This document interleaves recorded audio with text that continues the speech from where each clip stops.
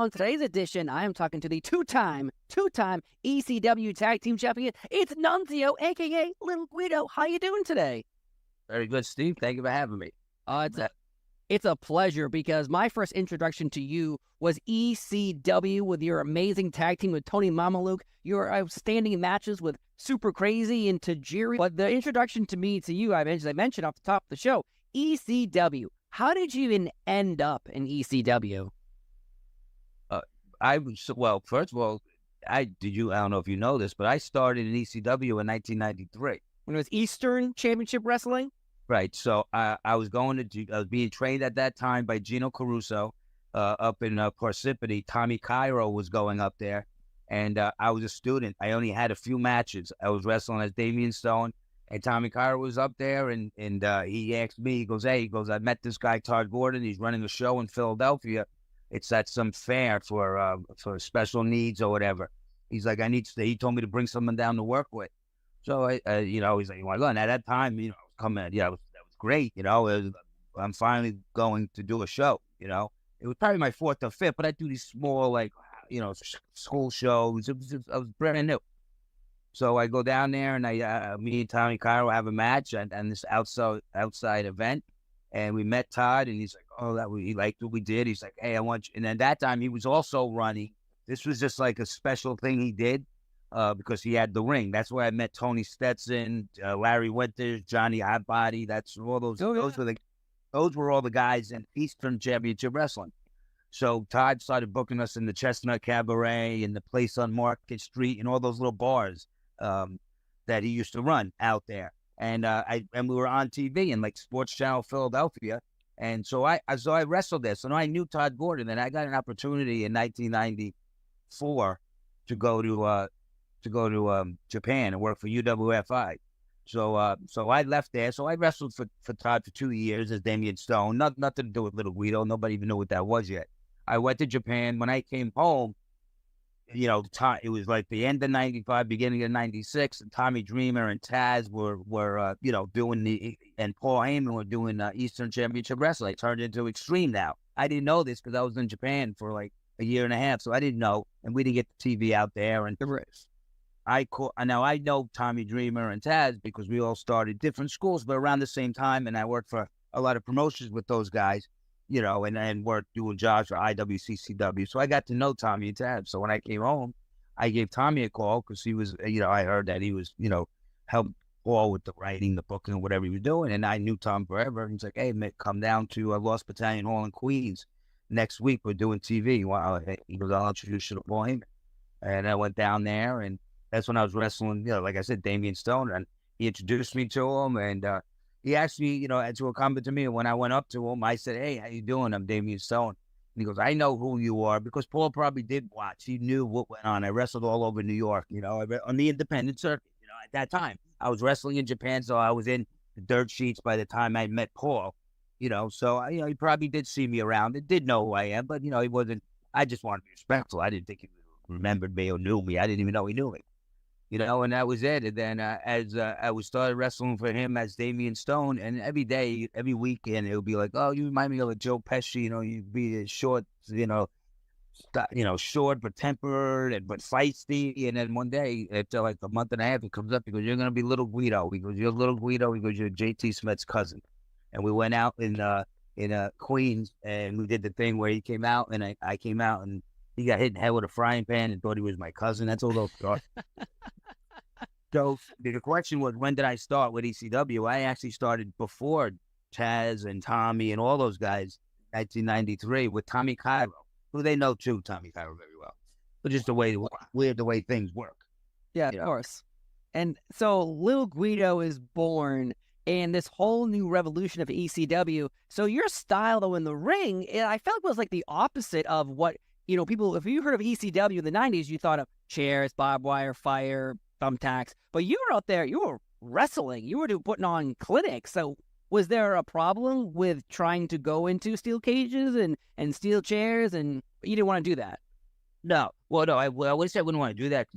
New Jack, if you look tables, through off the balcony, and Me and Tracy Smothers won the titles from New Jack and Coronas at the ECW arena, and like the us versus the Dudleys versus like maybe the Pitbulls, and we were getting hit with all kinds of stuff there, all kinds of. So I know I've done it. I've done that there before, but then it came a time where, it's funny. People always say that when we would do house shows, there was a lot more wrestling on there. There was like one match of the craziness. But when you watch the TV, Paulie would show little clips of little wrestling matches like Dean Malenko and Eddie at that time and stuff. And then he would show mostly hardcore stuff on TV. So, Fred, we weren't doing that on all the house shows.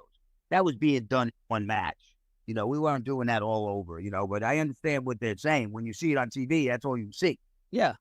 We take TV, that's what we do, And then it kind of changed going, as time went on. And became a little more wrestling on the show. When Tracy and Tommy came in, and they would do the old style wrestling, so we would put our matches on, and we were mostly wrestling matches. And then when Tracy and Tommy left, and then he brought in Super Crazy and Tajiri, who were great wrestlers, and and then I think he was starting with Rey Mysterio around then too. Like Rey was here for a while when I was here, so Paul was actually bringing the luchas in, and the smart marks knew who these people were, So and that's how the wrestling started being on the show too, and that's how the fans gave super respect for guys like Eddie Guerrero and Dean Malenko when they were doing those matches, and when he did his farewell match with I always ended up with a wrestling thing, but I did those matches. I've been through tables numerous times. I've been hit with chairs. Paul Mahoney one time we worked with him for 3 months. Me and Tracy were dying my elbows because, towards the end, I was bringing my elbows up and he broke both my Bertha sacks. Not that he meant it, but, I couldn't take it to the head anymore. So my elbows had all these big bubbles. We'd have to stick needles in them. They're called Bertha sacks. So you go to put your elbow on the table, it would like hit your funny bone. So I transitioned, thank God, into regular wrestling matches when the big guys left me when and I had then they brought in Tony Mamaluke and we were wrestling Mikey Whip, Rep Tajiri, and all those guys. So Big Sally Graziano.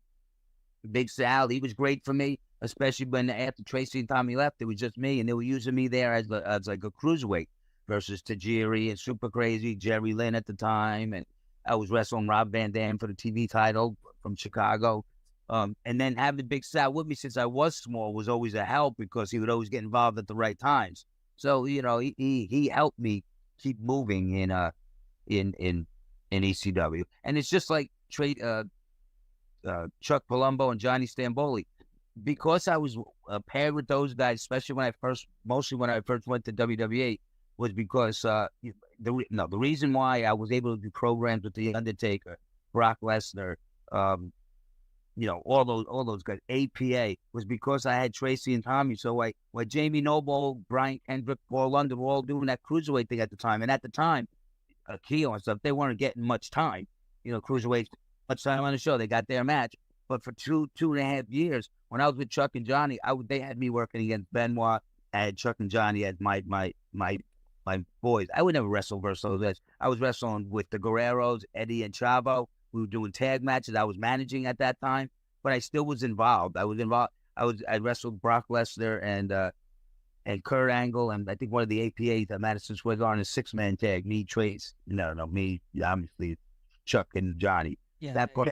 So I was very lucky. That gave me extra miles on my career because I was there 8-9 years. That's because they used me as the FBI and with Chuck and Johnny for a good 3 years or whatever it was, 3.5.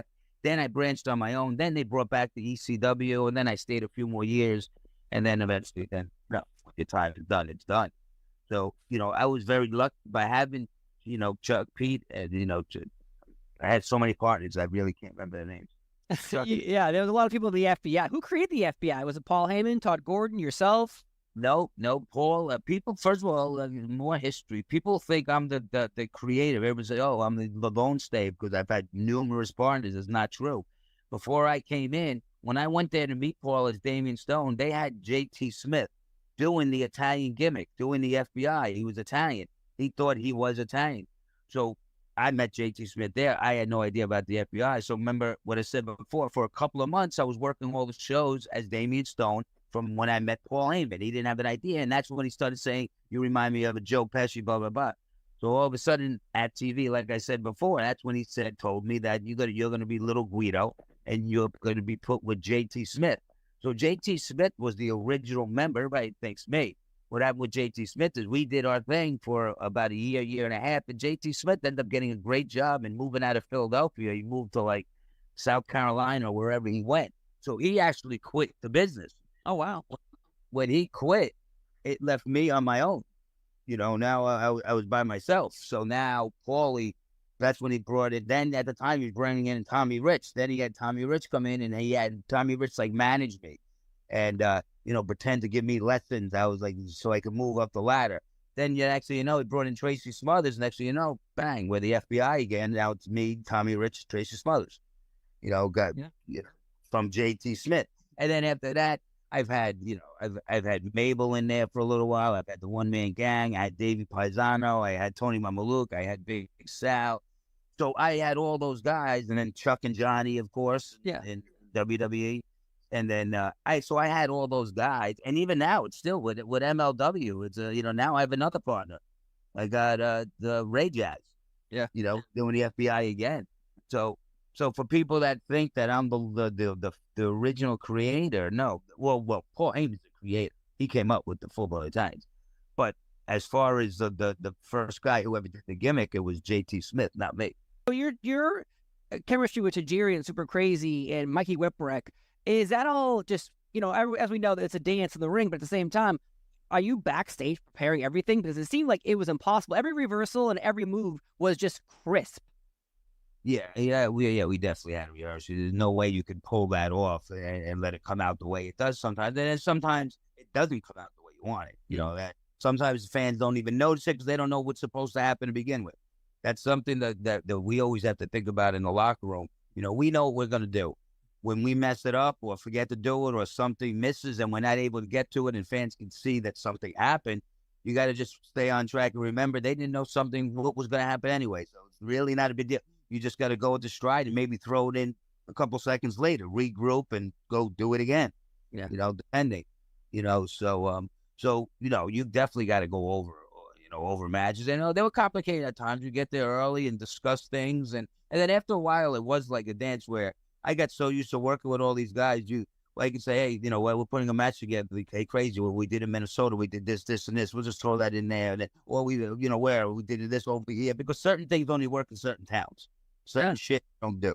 So, certain things. And then you pick that up when you're wrestling constantly. You know the towns. You know what to do in what town, what type of crowd you're going to be in front of, Of course. But once all the little components came together and us working together 3-4 times a week, for a couple of years, it's just, it's possible. And I got to be honest, I watch AEW and the same thing, because I'm sure people say about ECW, and I think it's great. I watch it, but I'm like, I say to myself, there's no way I could keep up with them guys anymore. And it's great watching it because a lot of those guys there, I remember when I left WWE, they were on the independent, still trying to make it, trying to, and I love a lot of them and probably never going to see them again. But I was able to see a lot of those guys that were not on TV and were trying to make it and on the independents. And this is when I left WWE. So I was on the independents trying to think of my next move in the world, They were trying to make it, and obviously a bunch of them did. So, but sometimes I watched the match and I'm like, holy cow, I couldn't remember some of that stuff. I just couldn't remember. And I'd say to myself, people say that Tito Santana, maybe not Tito, but I'm just saying, when I watch ECW, what the hell is all that crap going on there? Because the 80s was different than what we were doing. Right. I totally get I could call in the ring. I can get in the ring and call an old school match, meaning tackle, drop down. Go through the whole match without called in the back. But that's the base. There's no way some of the stuff that we do, you could just go out there and call it in the ring. Right. Certain way the matches are put together today. I think you got to know how to hold a guy or know how to where to be for a guy. There's a lot more goes into it. It ain't like it was. And there's nothing wrong with that. That was a style. That's the style that I grew up watching, and that's, so you could get in the ring and then I could do an old school match. And I stand and totally respect that say, because the business changes all the time. So it changed a lot now from when I was there, and it changed from the 80s and 90s when I was watching as a fan. Right. business always changes. I was part of it changing. I believe in the early ECW days. That was a revolution that changed the business, and now it's changed again since then. True. Every But I'm time, not proud of it. every few years, it keeps changing. Obviously, when ECW though closed and the W purchased WCW and ECW, was ever just talk of you coming in? You came in like a year later, but you didn't come in during the ECW WCW invasion. Like, was there ever talk? Well, there was a lot of talk, and Paulie did come good on it. He told me from the beginning. The problem was when WCW closed down, and then ECW closed down within the same month. Now you had all this top talent that WWE can acquire. So I'm on the market with guys like all the top guys, the Flairs, and all those guys in WCW who didn't have the contract. A bunch of them ended up getting contracts and sitting home for a while. But besides that, the Rob Van Dams, the Tommy Dreamers, in ECW, all the time, all these people on the market, all the WCW guys that they can use and keep. I was such a low man on the totem pole. Guys like me weren't being thought of. I got lucky because Paul Heyman, because I also worked in the merchandise office for Paul, me, Tommy Dreamer, Devon. We were selling the merchandise during the week. When I was working at ECW, I had a full-time job. Me, Dreamer, and what do you call it, worked in the office. We used to answer the phones, mail out the shirts to the fans. They never knew they were talking. I was pretty get made up names. He was a phone with it. But the charge takers, the fans didn't even know. I used to push the FBI shirts. Get some. This be a great birthday present. Christmas is coming up. You should buy an FBI shirt. Yeah. But Tommy Dreamer in an interview said when he saw Paul Heyman on Raw, when ECW kind of just closed, he wanted to kill him. Like, he had an idea of going to WrestleMania 17 and murdering Paul Heyman at WrestleMania. This is an interview Tommy Dreamer said on a WWE documentary. Yeah, no, I know the whole story. Well, towards the end, when it closed down and he was selling it, he was trying to save it. You heard a million interviews. He was telling us he's going on these interviews, trying to get us a deal, this, that, and the other thing. And sure enough, yeah, like I saw him on TV too. I mean, and we already knew ECW was closing then, but all of a sudden he popped on TV. And then years and years later, Paul may deny it. I don't know if he was or not, but they still say Paul was on the payroll, even when he was with ECW, because he was on WWE's payroll, and the WWE supposedly was trying to keep it afloat. Yes. And they were giving us money and stuff like that. So he obviously had a relationship with Vince McMahon. He has a relationship with Vince McMahon since he was a 13-year-old kid taking pictures at Madison Square Garden. Which that story. So he had a relationship. He was already on the payroll. So for him to show up on Raw, it's not like they didn't negotiate a deal. I think he was already on the payroll, supposedly, from the way it sounds. But whatever. I reached out to Paul after he showed up a few weeks later, and he actually got back to me. He called me and we spoke, and he's like, I'm gonna try. He didn't say I'm gonna get you. He said he's going to try. And I understand. It was very hard at that time. He wasn't a head writer or anything. He was just an announcer. He didn't do the ring. So 2 years later, when everything got guys that they didn't want, and Paul Heyman took the booking over, this is like 2002 now, I already got hired. So Paul Heyman, I think, is the one that actually got me hired. Well, I know he's the one that got me. He's the one that called me. And I remember now, it's been about 2 years. Like you said, the year. I think it was a little longer than that, because I ended up getting a job working for Snapple. And I remember getting a phone call for Paul. This is like 2 years after it closed down. And he going, I see him. I say that back then it was like the flip phone. This is like 2002, Yeah. So, but I see Paulie. His name Paulie. I'm like, Paulie's calling. And then me and my wife were in a restaurant in Valley Cottage. And I go outside, answer. I go, hello? He goes, congratulations. So I'm like, Paulie, I go, what's up? He's like, congratulations. So I'm like, all right, what the hell are you talking about? Congratulations. Like, I told you I'd get you a job. I said, well, Paul, what are you talking about? He goes, don't say I called you. Don't say a word to anybody. He goes, Jim Ross is going to be, John Laurinaitis will be calling you. Because at that time, Johnny was training to take over Jim Ross's job. Jim Ross still had the job. Johnny was training. I didn't know that really at the time. So he's like, he'll call you. I said, okay. So I hang up with him. I don't talk to him for a couple of weeks. I'm doing my Snapple job. I went into a CVS. I came back and I left my cell phone in the car. I took an order in the CVS. I get a message that, hey, this is John Laurinaitis, working for Talent Relations, WWE. I need to speak to you. Can you give me a call ASAP? I call up Johnny. He's like, hey, what you doing? He goes, listen, he goes, we want to bring you in a couple of weeks. He goes, are you working with your schedule? I want to bring you in for a couple of TVs. We want to give you a tryout. Now, he was calling it a tryout. So I was like, all right, now he doesn't know Paul called me already, you know, call me to sound like I had a job, which I did have a job. Right. That wasn't a tryout. They weren't telling me yet. But so I went along with it, and I said, all right. I said, yeah. And they're like, well, how about Texas? He goes, we have Monday Night Raw and SmackDown. You come in, maybe you work a couple matches. Blah, blah. I said, all right. They booked me a flight. A couple weeks later, I flew to Texas. I did the first night with I believe it or not, I wrestled Johnny Stamboli. I wrestled Johnny Stamboli in Texas on a house show. The next night, I wrestled Funaki, and I was hanging out doing nothing. I'm just hanging out at the show. Paul Heyman comes up to me. He was there. He was at the TV. He goes, anybody can talk to you? Nobody said a word to me. He's like, all right. Jim Ross comes up to me, goes, go to Johnny's office. He wants to speak to you. So I go to Johnny's office, and they offered me a deal right there. So Paulie was right. I did have the job, but they weren't telling me that. Right. They were calling me right away as far as Johnny and them. So Paul, towards the end of ECW, you know, I just didn't, you know, he was always good to me, you know, as far as, because I worked in the office for him. He was paying me week's pay, and he was paying me on the week, you know, for the wrestling on the weekends. And believe me, he owes me a few paydays, but in the long run, he don't owe me a few paydays, because if it wasn't for him, I would have never got 10 years in the WWE, made the money I made. Yeah, towards the end of ECW, things were going south. A few checks were skipped. There wasn't ever in a row, but a few were skipped.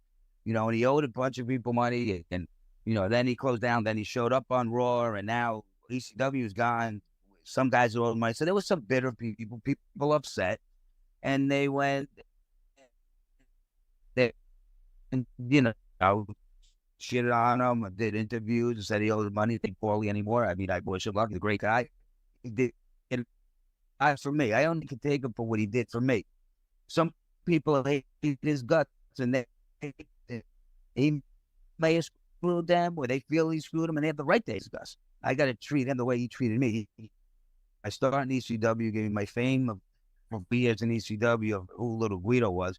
Carried over, got me a job with WWE. They didn't know who I was. Paul got me a job there, and I was there well longer after Paul left. Paul quit in like 2007, 6. The second ECW didn't work, and him and Vince got a fight, and Vince never held it against me. I still stayed there and everything. And I still kept in contact with Paul. You know, so, you know, Paul always treated me good, you know, and that's what I take. So, you know, your question was that everybody was upset. Yeah. So, you know, I was upset too, of course. I wanted, I was like, what am I going to do? You know, I got to think, what am I going to do? You know, so that's what happened. So towards the end, but it worked out for me in the end. Of course. You know, later I ended up getting a job. You know, if I ended up shitting on him or cursing him out online or telling everybody to listen that he owes me money and stuff, he may not have thought of me. True. Good point. You know, but I didn't do it because of that. I just did my life the way I did it, and it worked out like that. What was I knew going and you know, and I wasn't really, you know, going and doing podcasts and stuff, and better, you know, ain't gonna do anything, and ain't gonna get me any more money. You know, and I just, you know, just too much going on at the time. You know, and everybody that has against him has every right. I know when people take it the wrong way. Everybody has it. You treat Paul Heyman the way he treated you, and I will back you up and respect you with you how you feel about him. I will. You know, To me, you know, he employed me for many years in ECW, and he helped me get a job with my dream job, which was working for WWE one day. You know. So you got, so eventually he got you where you wanted to go, because again, there's a book out there. I won't say the title because I don't want to like make people upset. In the back of the book, it shows you every wrestler who worked for ECW and all the money that is actually owed to them. I don't know if that's actually right, but there's some big numbers in there from big talent like a Sabu, a Rob Van Dam, and people like that owed a lot of money. But they never, like you said, they never went out of their way to go, oh, I'm going to crap all over Paul Heyman, because they didn't need to do that. They were fine on their own, but man, well, I don't know if those numbers what they were, because I don't know what guys are getting paid. I don't know which one you're talking about. But he'll be a few grand, but nothing enough. To me, nothing crazy. I don't know what Sabu's contract was like. And like I said, he was paying me for the week, and then paying us for the wrestling too. So we was like, um, it wasn't like you didn't get paid for a month straight. You got paid, then you get paid for a week or 2 weeks, and then you get paid if you add up the weeks. Not like it went 2 weeks straight. Otherwise, nobody would be able to afford to be on the road and doing all that shit. Right. So that's the way it worked out. I don't know if he paid people back. He might have. He might have owed people money. I mean, you say guys like Tommy Dreamer and stuff like that, you want to kill him. You got to understand, too, Dreamer was a big part of helping booking flights, and I think it had a lot to do with that, too. He had some, he was using his personal credit card, and he was always getting reimbursed. And then when the company started getting in trouble, and I think that may have been all cleared up, as time went on. But at the time, it wasn't. Now, you got to understand, maybe he owes maybe $5,000, but he may owe, if Tommy's booking flights, he could owe him $100,000. Right. And that's a big difference from me being mad because Paulie owes me $5,000.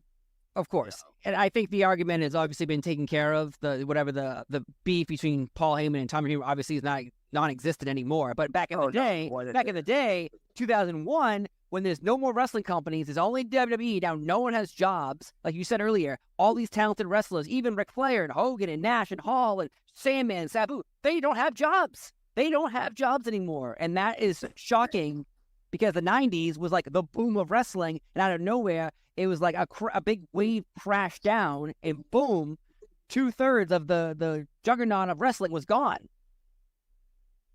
It was nuts. That's exactly it. All wiped up all in one. The guy, WWE now, and that's how we found out the whole deal. But he was doing what he was doing. So did he ever come and tell me he didn't? No. That's what it is. It's weird that we've been talking about it 23 years later, even not talking about ECW alone. He's talking about to this day, nobody really knows what exactly happened. Of course. And maybe somebody knows, but I don't know exactly what happened. I don't know what the hell happened. I mean, the arenas are full. People were coming. People loved W. And next thing you know, we had no money.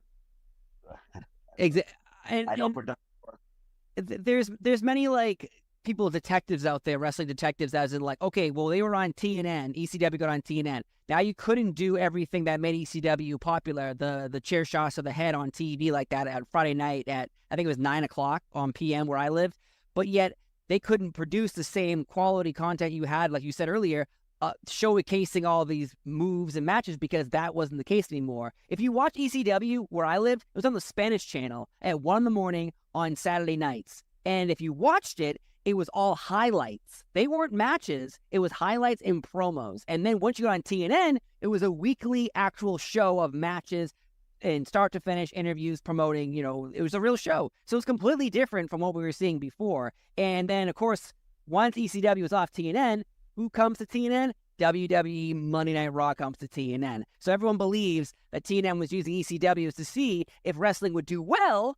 on their network. So was it used as a guinea pig? No one knows. Nobody will ever know, probably, unless you talk to the TNN. Sounds like it could be possible from the way you're putting it. It could be possible they were being used as a guinea pig. Right. And that hurts a lot of people without knowing. And, of course, Paul Heyman, I don't know if you know, went on TV on TNN and told TNN executives to fire him and kick ECW off their channel. So.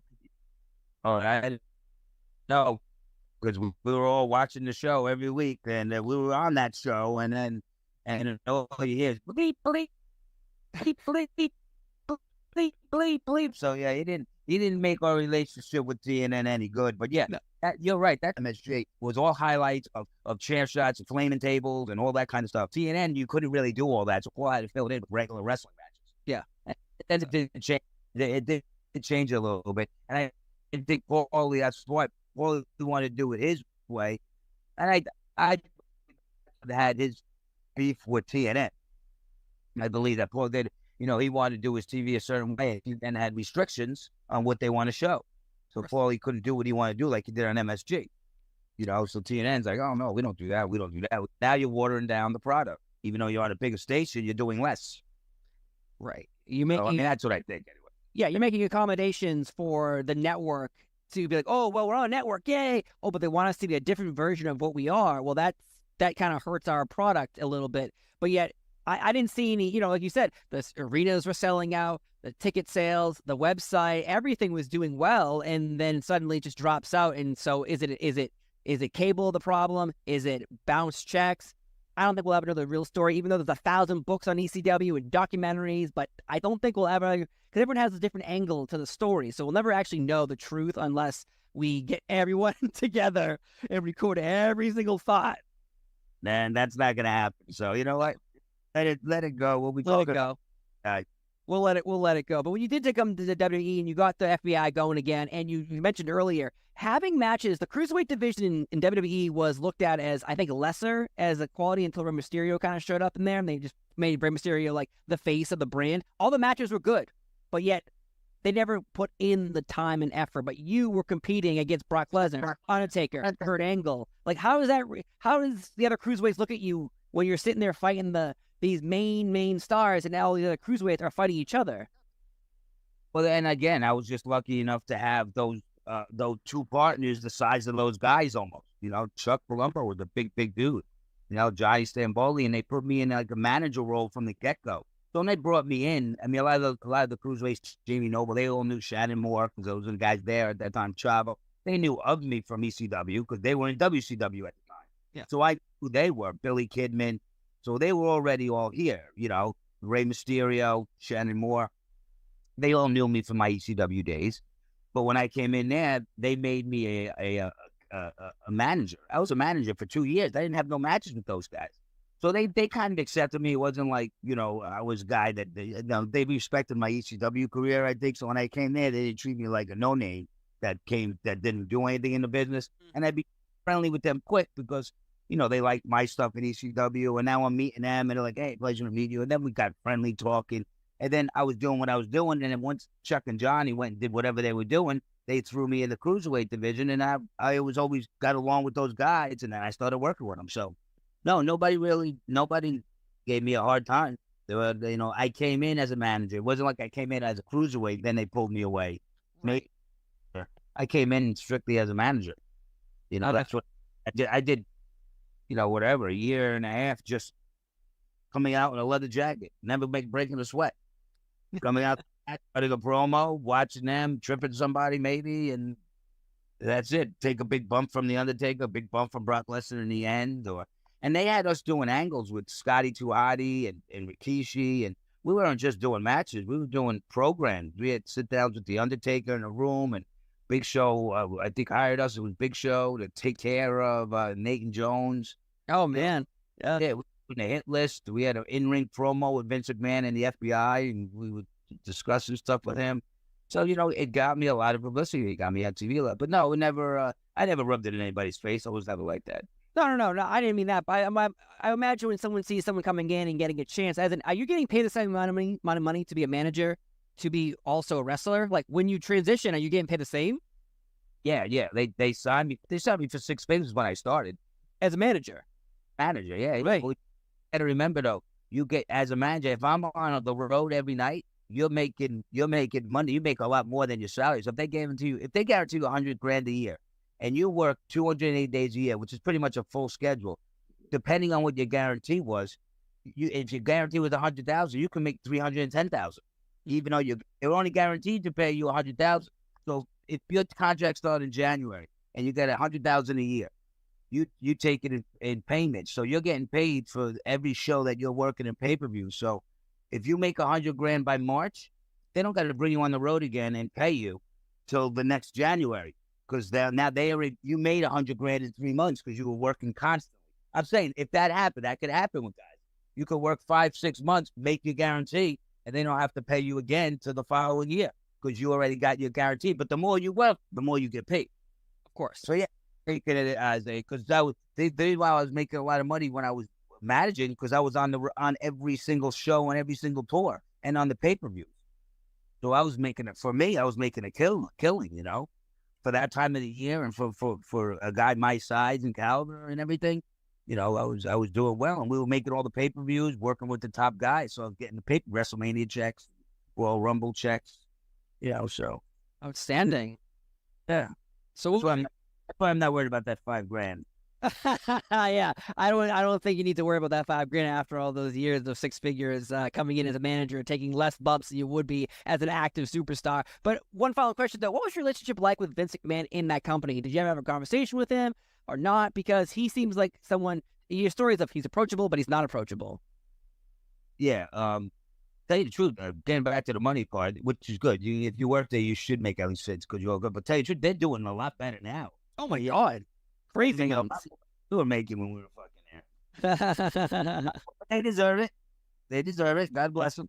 But they're definitely doing better than I was doing. But I was happy at the time. So it didn't matter. I do. You know what? I did have a little bit of relationship with Vince McMahon, and all stemming because when we were doing programs with now you can go watch the SmackDowns and everything. I went out there when I was out there when I think it was Taker versus McMahon when they're doing the pole match, and McMahon was going up the pole to try to get the what do you call it? I came in and I think it was the other way around. Taker was going up, and because Vince McMahon, we were saving him. He was wrestling Vince McMahon. I worked in programs with Vince McMahon because he was in them same match. So we went over matches together, not just me and him, him, Chuck, Johnny, everybody that's involved. So the reason why when I broke into the cruiserweights, it was kind of just hello and goodbye because you had your agents come talk to you. Because I did programs I even did programs with Hulk Hogan when he came back as the Masked Man when he was Mr. America. Okay, well, Vince McMahon hired the FBI to go investigate because he would, to see who he was. I don't know if you remember that. Of course, I remember all that. So he was trying to get us because he was saying he wasn't Hulk Hogan. So the FBI. So again, I was part of the storyline. So I had a different relationship with Vince the first 3 years before I went into the cruiserweight thing. I was in a relationship, but we went out to dinner and everything. But no, I've had many sit downs with him, went over matches with him, and I was involved in matches that he was involved where I had maybe grab his leg or come do something to distract in his match versus whoever he's working because he's a heel, and FBI with heels. Yeah, and we had our hit list. Hired guns, my friend. And now, since you brought him up, this is the last question, then we'll let you go. Hulk Hogan, what was it like being with him in the locker room? Because everyone has a story about Hulk Hogan, and what's yours? Well, I mean, again, of course, I grew up watching Hulk Hogan. Another guy that I got to be honest, so when I came to WWE, I did stuff with him as when I was Nunzio. So, and then after I left WWE, so I did stuff with him. So I didn't know if he was going to remember me or not. But when he went to TNA and Dreamer got us all into TNA, and I saw him again, he talked the way he talked to me and stuff, and I could tell he remembered me from WWE. Obviously he did because he asked me about it and Vince McMahon and everything. He's like, "You done with them?" I said, "Yeah." And at that time, it was him and Bischoff were there, and I think Russo was there at the time, but they were making a change at that time. Whatever it was like 2010, somewhere in there. Yep. I came in for the one pay-per-view, I think it was. So like with Hogan, so he remembered me. Now, I don't think Hogan was going, we need to hire that guy.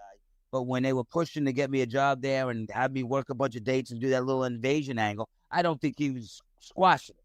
Like I think, like, don't get me wrong, he didn't go above and beyond to get me in there, but he didn't go above and beyond to say, "No, we don't want it." So my relationship with Hogan, again, only because of what I did with WWE and the angles that I was involved in, I dealt with him personally. And if you look back and you can find it, I have on-screen camera things with him, not wrestling against him, but like when we were doing the investigation FBI, like we were standing and they were doing like we were Sherlock Holmes. Like the three of us were like, we're going to get him, our backs are to him. And he walks right behind us in the camera. So make us look stupid. Like he can't hide from us. Meanwhile, he just Captain America outfit, and we're sitting there with our backs turned saying, he's never going to I'm just saying stupid shit like that. I loved it. I love those angles. I love the FBI investigating if Mr. America was actually Hulk Hogan or Hulk Hogan's Mr. America. Those are classic moments that are core memories for a lot of us. Yeah, it was excellent. So again, I did have my relationship with Vince is because I did stuff with him. Then of course you didn't ever discover though, because we're still here trying to figure out, is Hulk Hogan Mr. America or is Mr. America Hulk Hogan? The FBI. Well, I can tell you the truth. I saw him without the mask in the dressing room. It's definitely Hulk Hogan. I saw it back then. I just couldn't say anything.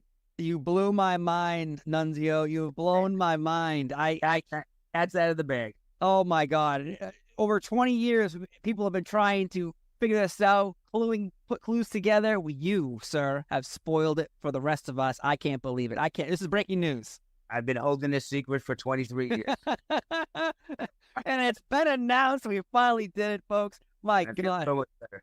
I'm so happy for you. I know the pressure has been weighing on you your entire life, but here you are now on 10 Count with me, spilling the beans. I hope you can sleep well tonight now that you know this pressure has been off your shoulders. I will definitely try. I'll definitely see what I can do.